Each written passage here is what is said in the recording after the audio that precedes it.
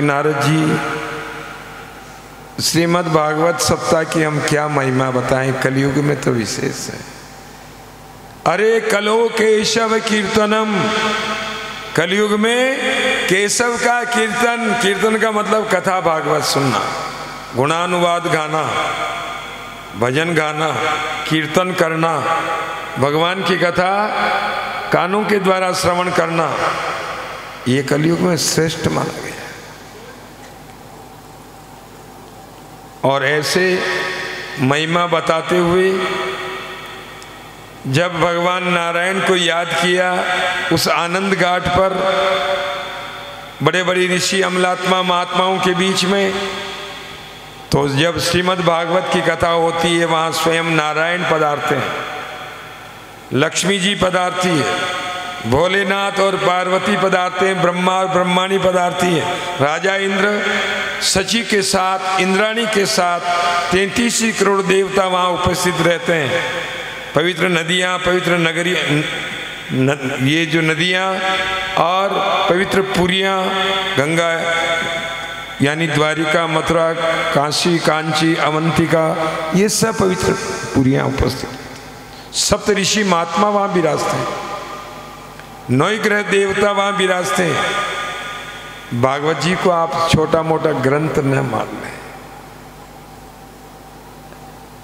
ये करोड़ों सूर्य के समान प्रकाशित करने वाला ग्रंथ है बंधुओं, बस इसको समझने वाला चाहिए।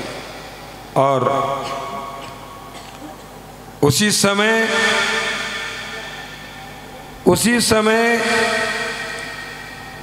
जब आनंद घाट पे कथा हो रही थी और कथा प्रारंभ करने लगे, और उसी समय वृंदावन में नारद जी ने ही आनंद घाट में, हरिद्वार में ये श्रीमद् सप्ताह ज्ञान यज्ञ कराया। किसके लिए? भक्ति, ज्ञान और वैराग्य के लिए।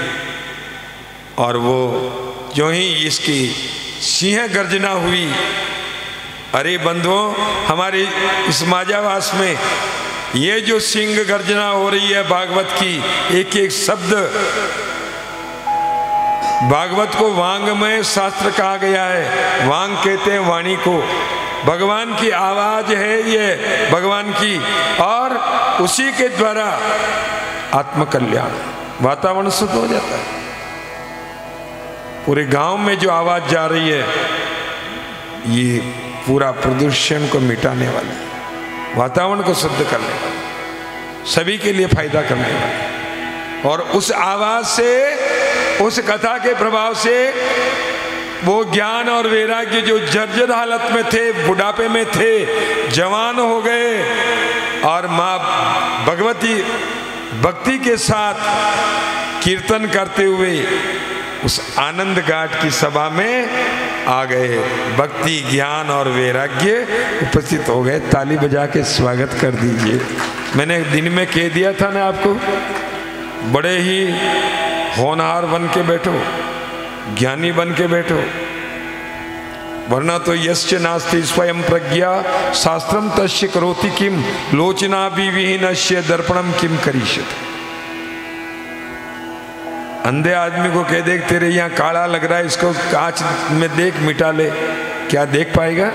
नहीं। यानी खुद के ज्ञान चक्षु होने चाहिए। महाराज आखिर रात बोल दे, कोई पल्ले नहीं पड़ेगा जब तक खुद की बुद्धि काम में नहीं लोगे। विवेक आपको लगाना पड़ेगा, ध्यान रखने की बात है। और जहां भगवान का स्वागत करना हो, जहाँ बढ़िया बात हो, उसकी जगह ताली बजा करके स्वागत करिएगा। भक्ति, ज्ञान और वैराग्य का वो कीर्तन करते हुए आए। क्या बोल रहे थे? वही कीर्तन जो अपन बोलते हैं, वही इस भक्ति ने और ज्ञान वैराग्य नाचते हुए आ रहे थे। श्री कृष्ण गोविंद हरे मुरारे, हे नाथ नारायण वासुदेवा, श्री कृष्ण गोविंद हरे मुरारी, हे नाथ नारायण वासुदेवा, हे नाथ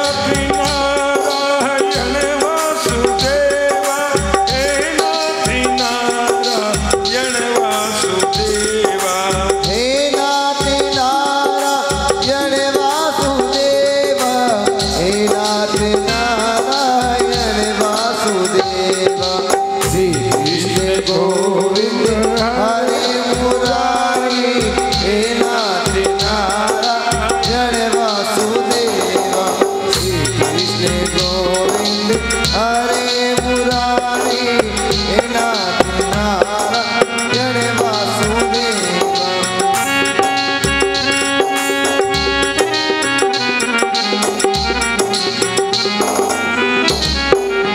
श्री कृष्ण कन्हैया लाल की जय। भक्ति और ज्ञान और वैराग्य उस हरिद्वार के आनंद घाट पर उस भागवत की कथा में तो बंधुओं समझ गए, जहाँ भागवत जी होती है ना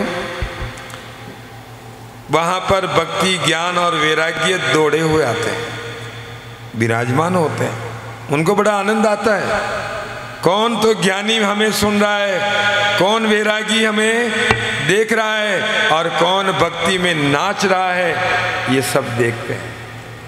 नाचने वाला भक्तिवान है, ज्ञान को बुद्धि लगाने वाला ज्ञानी है और मन में आत्मा में सोचने वाला कि ये सब माया जाल है वो वैराग्य है, कुछ काम आने वाला नहीं। और वैसी सभा में जब भक्ति ज्ञान और वैराग्य, भक्ति मैया सफेद कपड़े पहने हुए युवान स्थिति में ज्ञान और वैराग्य जब आए तो अलग अलग वहां लोगों ने क्या क्या किया। प्रहलाद जी ने करताल बजाई, उद्धव जी ने झांझे बजाई, नारद जी ने वीणा बजाई और अर्जुन राग अलाप रहा था, राजा इंद्र मृदंग बजा रहा था और सुखदेव मुनि महाराज उस समय वो भी थे, भगवान की जयघोष कर रहे थे, बोल सिद्धारी का दीश की, ऐसे जयघोष सुखदेव मुनि कर रहे थे। और भगवान वहां उनमें बीच में ब्रह्मा विष्णु और महेश तीनों प्रकट हो गए, उचित आसन दिया, भक्ति ज्ञान वैराग्य पैरों गिर गए, जड़ से नारायण ने कहा नारद जी मांगो। अरे भक्त लोगों, आपने बड़ी प्रेम से श्रीमद् भागवत की कथा सुनी, मांगो मांगो, मैं तुमसे बड़ा प्रसन्न हूं, क्या चाहते हो? तो सभी ने कहा महाराज हम एक ही बात चाहते हैं कि आप हमें ये वचन दें, जहाँ जहाँ भी श्रीमद् भागवत की कथा होगी वहाँ आप किसी न किसी रूप में वहाँ आपको पधारना पड़ेगा। गिरिराधरण की बस प्रभु, ये मोटा चमत्कार है। भगवान ने कहा अरे भक्तजनों जाओ तथास्तु, मैं तुम्हें ये वरदान देता हूँ, जो प्राणी सच्चे मन से कथा कराएगा, सच्चे मन से कथा श्रवण करेगा, उसके प्रेम के पास में बंधा हुआ मैं वहाँ उपस्थित होऊंगा। गिरिराधरण की भगवान ने, इसीलिए भागवत जी का बड़ा महत्व है। हजूर पदार्थ हैं, वो किसी न किसी रूप में होते हैं, हमें मालूम नहीं। एक बार नारद जी ने भी यही पूछा था कि हजूर आप कहाँ विराजते हैं? तो नारायण ने क्या कहा, अरे नारद ना अहम वसामि वैकुंठे, ध्यान से सुनो, ना अहम वसामि वैकुंठे योगिना नाम न हृदयंच, योगिना नाम न हृदयंच मद भक्ता यत्र गायन्ति, मद भक्ता यत्र गायन्ति तत्र तिष्ठामि नारद, तत्र तिष्ठामि नारद। हे नारद, मैं न तो वैकुंठ में रहता हूँ, न मैं योगियों के पास, तपस्वियों के पास, साधु सन्यासियों के पास रहता हूँ। जहाँ मेरे भक्त मुझे मेरे भजन कीर्तन कथा श्रवण करते हुए नाचने लग जाते हैं, गाजे बाजे करने लग जाते हैं, मैं वहीं रहता हूँ, उनके हृदय में रहता हूँ। गिरिराधरण की, इसलिए जयकारे में, ताली बजाने में, नाचने में कंजूसी ना करें, भगवान तभी विराजते हैं। आते हैं। और इस प्रकार से नारद जी ने पूछा, महाराज एक बात और बता दीजिएगा, आपने पूरी कथा हमें श्रवण कराई, भक्ति ज्ञान और वैराग्य पुष्ट हो गए, इससे प्रमाण की क्या जरूरत है, मगर इस सप्ताह पारायण में क्या मोटी मोटी बातें ध्यान रखने की है। बोले अगर किसी के मन में ये भाव पैदा हो जाए कि मेरे भी भागवत जी करानी है, सप्ताह जी करानी है, तो सबसे पहले अर्थ की व्यवस्था, धन की व्यवस्था पहले कर, क्योंकि इसमें हर जगह पैसा चाहिए। बेटी का विवाह कराना बहुत अच्छा है, मगर इस भागवत जी की इसको कार्य को कराने के लिए दोनों पावर की जरूरत है, मनी पावर और मैन पावर, यानी आदमी भी चाहिए और धन भी चाहिए, बिना हो नहीं सकता। दूसरा, इसके कराने के लिए, इस कथा को कराने के लिए ब्राह्मण का चयन करना चाहिए। ब्राह्मण सात्विक हो, विद्वान हो, ब्राह्मण अंग भंग नहीं होना चाहिए, एक आंख से काना है और वो व्यासपीठ पे बैठ के कथा सुना रहा है, ये भी फल नहीं मिलेगा। एक पैर से लंगड़ा है, एक हाथ से लूला है, नहीं मिलेगा फल। व्यासपीठ पे बैठने को उसको अधिकार नहीं, निषेध माना गया। सात्विक होना चाहिए, लगना चाहिए। मैं आपको उदाहरण दूं एक, चतुर्भुज जी एक उदाहरण दो, टाइम तो थोड़ा वेरियो। 1992 की बात है, चेतन दास जी महाराज के पास पीपली आचार्यान से कुमावत लोग गए। ध्यान देना, उस समय में मदारा में टीचर था, जवानी थे। चेतन दास जी महाराज के पास मुंगाना गए, पीपली आचार्यान के कुमावत पटेल, सांवरा जी का मंदिर है उनका निजी, पटेल समाज का, कुमावत समाज का, और उनको सप्ताह जी भागवत जी करानी थी। महाराज जी के पास गए, ये हकीकत है। महाराज जी हमें आप भागवत जी सुनाइए। महाराज जी ने कहा, देखो पटेला, मैं मायरो सुना दूं पर भागवत जी मैं कदी नहीं की थी, भागवत जी मुँह न कर सकता, तो मायरो आप सुनाओ, और भागवत जी की सुनावा के लिए पंडित की व्यवस्था भी आपने ही करनी, पूरा बोझ हरका दी दो। महाराज की यो भली मुँह कर सको। महाराज जी गुरुदेव चित्तौड़ गया, पंडित तो मिले मगर जचे कौन, के तो क्रोधी, के लोभी, के व्यासपीठ पे बैठे तो हवने लगे। महाराज बड़ा ही अलग हिसाब है अपना गुरुदेव को, मेरे भी गुरु हैं वो, ज़्यादा दिखावा नहीं हमारे पास, हम तो श्रद्धा से उनके हैं। और फिर चित्तौड़ से निकले, भिलवाड़ा गए, भिलवाड़ा भी उनको नहीं जचा। फिर गंगापुर आए, रायपुर गए, ये उन्हीं के महाराज के शब्द हैं जो मेरे सामने बात हुई, और उन कुमावतों को बताया उन्होंने। और मेरी कथा 1992 में महाराज जी ने शाम को तो मायरा करते थे, और पूरी कथा श्रीमद् भागवत की सांवरा जी के मंदिर में बैठ करके उन्होंने पूरी सुनी। उस समय की बात है, और उन्होंने उनके आशीर्वाद स्वरूप मेरे लिए शब्द हैं कि 40-40 को उसके फेर में, अभी ये पाँचों तो दूसरा करवा लगा, बहुत सारे हैं, राग रागणियाँ हैं, वृंदावन भी है, सब कुछ है, मोटे मोटे बाल भी हैं। कथा सार क्या है ये मायने रखता है। और उन्होंने कहा, पटेलों देखो, मैं कोई आत्मश्लाघा नहीं कर रहा हूँ, कोई मियाँ मिट्टू वाली बात नहीं कर रहा हूँ, मैं यथार्थ बात बता रहा हूँ जो महाराज से के मुखारबिंद से निकले थे। कि मैंने इनकी कथा सुनी है, अभी हाल बहुत लंबी चलेगी इनकी कथा, मेरा शुभ आशीर्वाद है आपको ऐसी कथा सुनने में नहीं मिलेगी।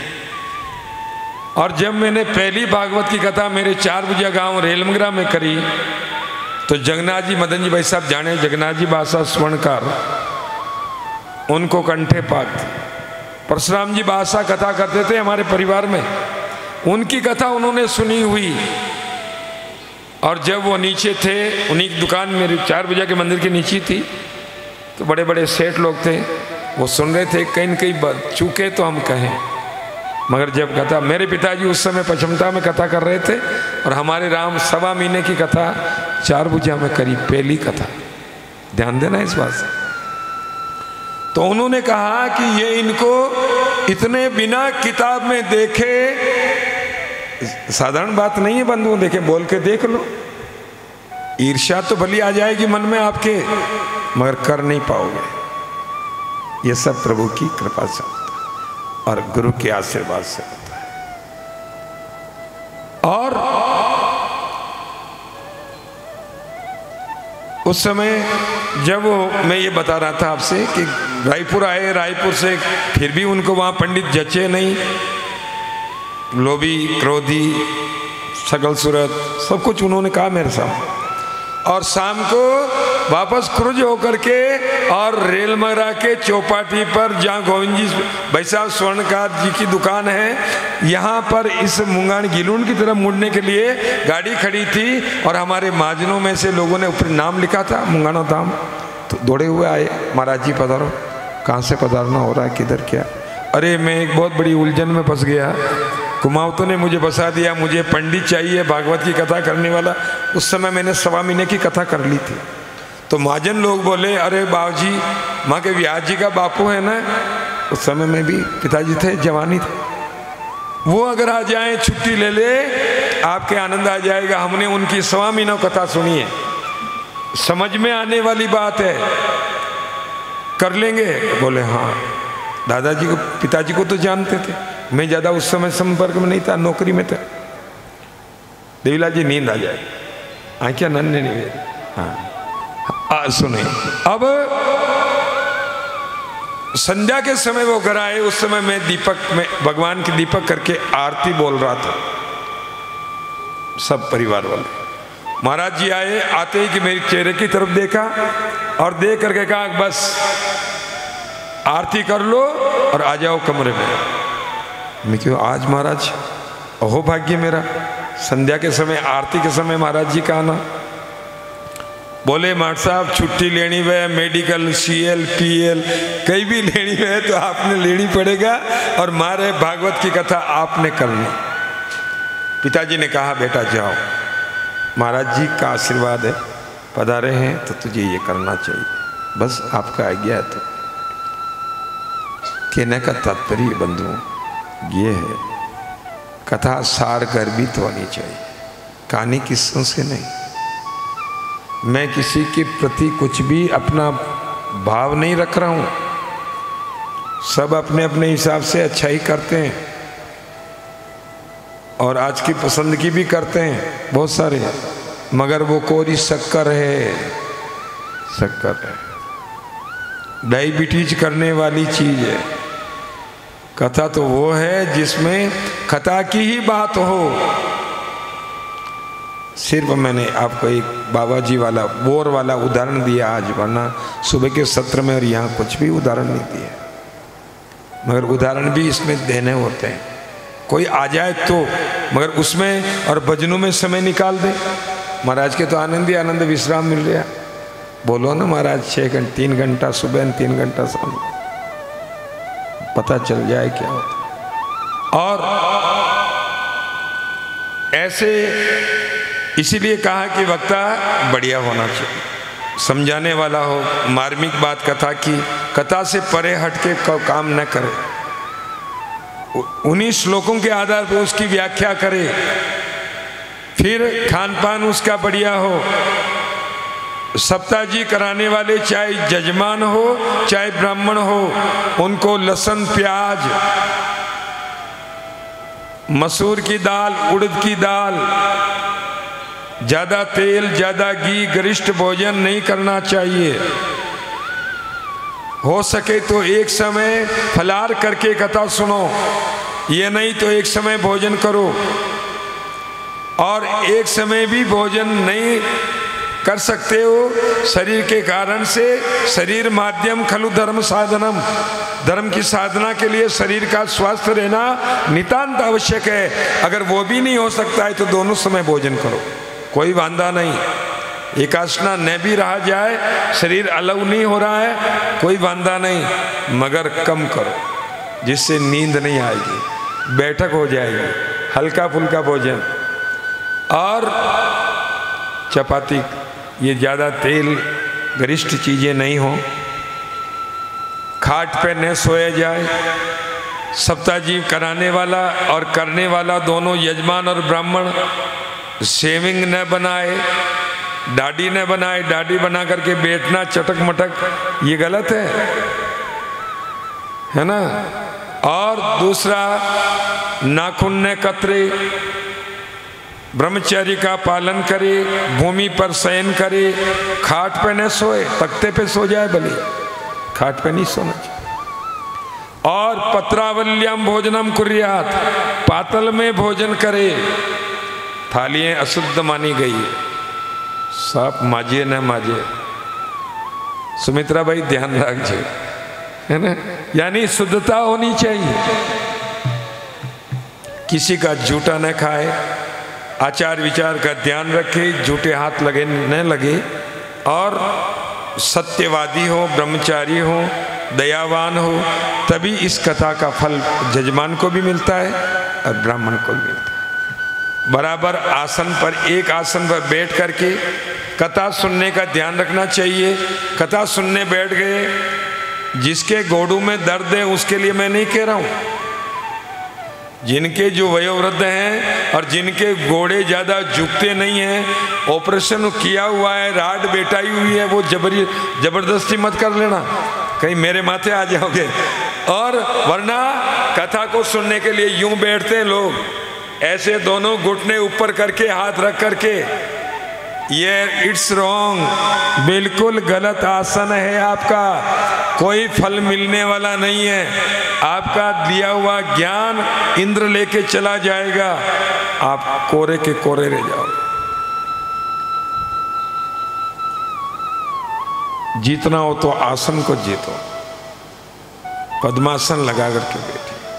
महाराज आपके तो मावरा में बड़ माँ तो कास्कारा खेते काम करा वाला प्रधान साहब, और माँ के तो उन्होंने गाड़ियां पे आवा जावा धंधा करो, नहीं कोशिश कर। ठीक है, आसन भली बदल दो इधर उधर, मगर दोनों घुटने एक साथ ऊपर मत करो, ये बिल्कुल गलत है ना। बैठने का भी विधान है। तो ही काकी दो ही घोड़ा ने ऊंचा राग नहीं बैठी तू, अबे तो नीचे कर ले,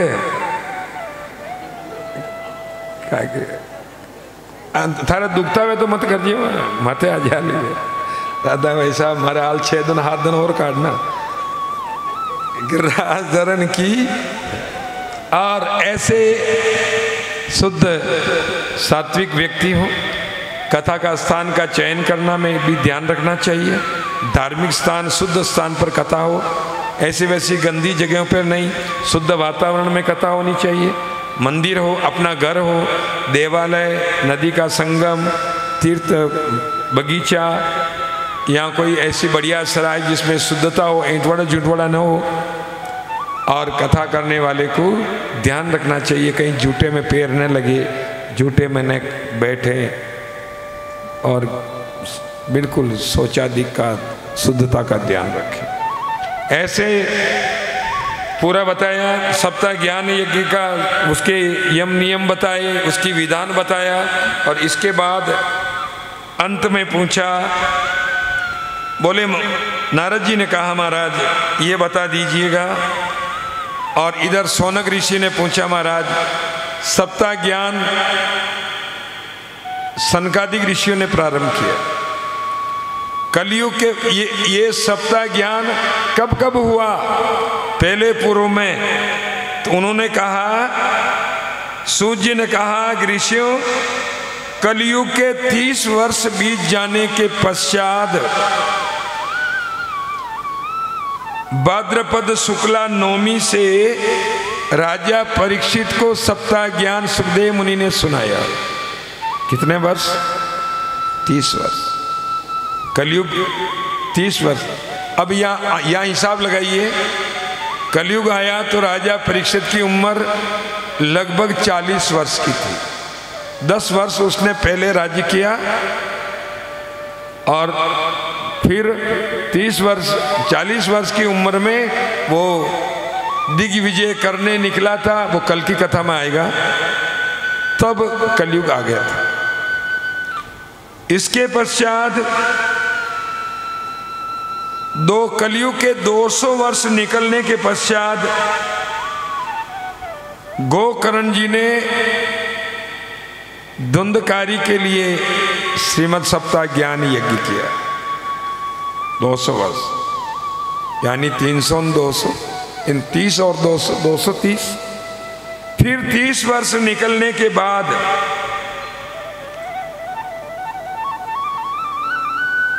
कार्तिक शुक्ला नवमी अक्षय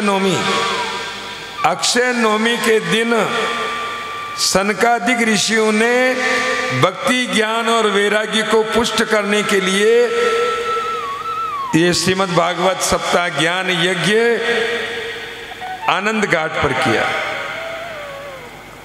ठीक है ना, ये नारद जी के द्वारा चलाया। उसके बाद और ऐसे सभी सप्ताह ज्ञान यज्ञ कौन सी तिथि से प्रारंभ हुआ? नवमी से। और अपने भी सप्ताह ज्ञान यज्ञ कौन सी तिथि से प्रारंभ हुआ? आज क्या तिथि है? नवमी है। माया चक्र मत कल 10 है ना। और ऐसे सप्ताह ज्ञान यज्ञ की महिमा सुनी और फिर श्रीमद् भागवत के लिए सोनकादिक ऋषियों ने पूछा कि महाराज सुखदेव मुनि ने राजा परीक्षित को सप्ताह ज्ञान जो श्रवण कराया था वो कथा है सूत जी महाराज, आप हमारे सामने वर्णन करिएगा। वो कथा कल के सत्र में सुबह ठीक 12 बजे प्रारंभ होगी और ऐसे उसका कथा का महात्म्य और महिमा सुनाई। और अब यहीं पर कथा का विश्राम है। बोल श्री कृष्णचंद्र भगवान की। मैं क्यों देखो आप